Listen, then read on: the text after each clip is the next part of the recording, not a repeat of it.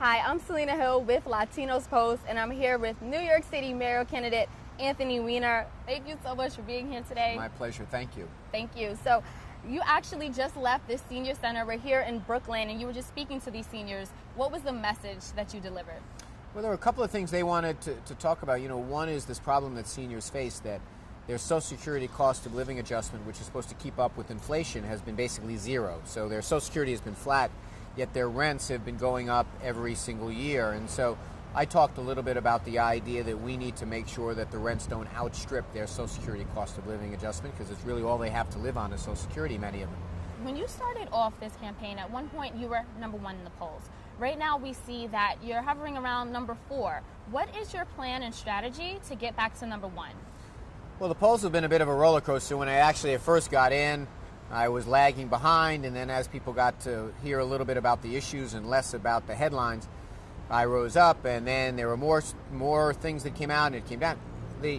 I try not to ride that roller coaster. I try to focus every single day on the same things, and I only know how to run one kind of campaign, and that's talking about real ideas for people. I put out 2 books of new ideas, 125 of them. Every day I pick 1 or 2, and I go around the city and I talk about them. And when citizens focus on that, I seem to do pretty well. And when people watch programs like yours that focus on issues, I think that I wind up doing pretty well. So, you know, you asked me what my strategy is. My strategy is not to change anything. I mean, I basically have run this type of campaign every time. I've been pretty successful doing it. And I think it honors what New Yorkers want, which is a conversation about their future and the ideas that they have going forward. And they want to have a candidate who, you know, talks about those things. And when they tune in, whether it be the day of the primary or the week before or whenever it is, I'm going to be there with plenty of ideas for them to look at. Speaking of your ideas, as you know, we have about 100,000 undocumented immigrants right here in New York City. As mayor, what would be your plan to fix this? Well, one of the things that I've talked about, and I've fought very hard in Washington for an immigration policy that made some sense, to try to have a comprehensive solution to the problem. I fought for it even when it wasn't very popular in my district, because ultimately it's good for New York, it's good for the country.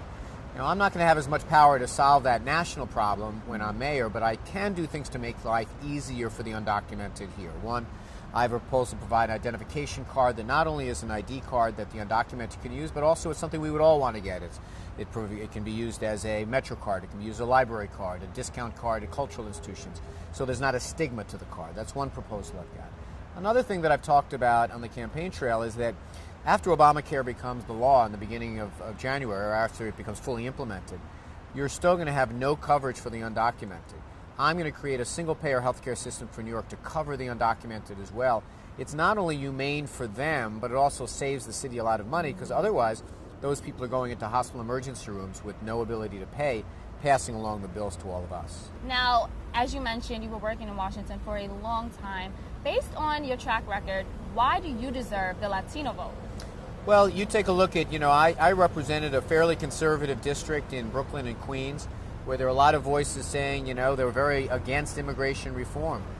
They'd only 55% voted for President Obama. I represented that district, and I could have gone the way that some politicians have gone, try to play the safe route. But instead, I tried to lead on immigration. I served on the immigration subcommittee. In February of 2009, when the president came in and immigration activists came to lobby him to take up immigration reform, I was in the room in the White House with the president, pushing him to do that. Every step of the way, when the Republicans were standing up on Fox News on the floor of the House, beating up on immigration and undocumented, I was out there fighting them every step of the way. Now, there's a lot more work to be done, but I think that I've shown that I understand the issues and I'm willing to fight for what I think is right, and I can be pretty persuasive when I put my mind to it. Oh, yes. I remember those debates on Fox News. Right. Okay, last but not least, I would be remiss if I didn't mention the sexting scandal. Well, it's funny, when I got into this race, I said these things were still out there. They were in my past, but they could come back. Someone could decide to release something whenever they want. Sure enough, about a month before the primary, or a month and a half before the primary, they came out just like I thought that they might. But they're in my past, and I guess I should have done a better job of saying, okay, this is definitely going to come out, or this person's out there and they may sell their story or whatnot. But the most important thing I want your viewers to understand is that, one, I take responsibility for doing these things, but they're in my personal life, and they now know something that's personally embarrassing about me. And maybe that's an important thing for voters. Maybe they say, all right, I know that personal embarrassing thing about him and I can't get over it.